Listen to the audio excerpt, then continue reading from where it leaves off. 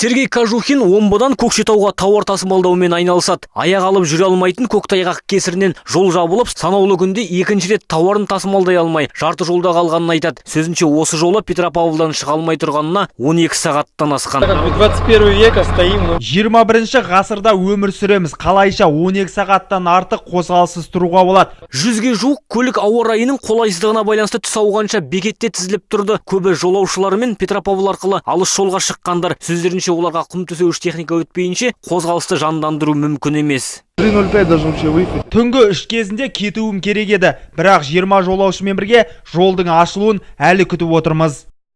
Здесь Қазақстан аумағына өтіп едік, тайғақ жолдан жүре алмай келдік. Тұрған жерімізден құм төсейтін бірде-бір техника өткен жоқ.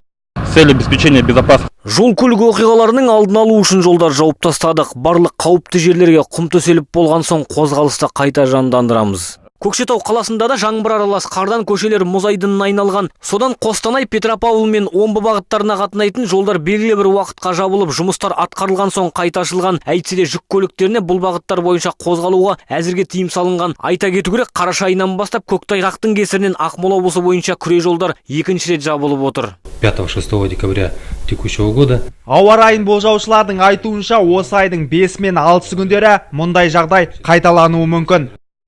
Әдетте қарлы боран болатын желтоқсан айында тағы да жаңбыр жауып, ауа райы өзгерістерімен таң қалдыруда. Қала көшелері тағы да мұзға айналып, тұрғындарды біраз әбігерге салуда. Ал алдағы уақытта ауа райының суытатынын ескерсек, көктайғақ әлде біраз әбігерге салатын сияқты.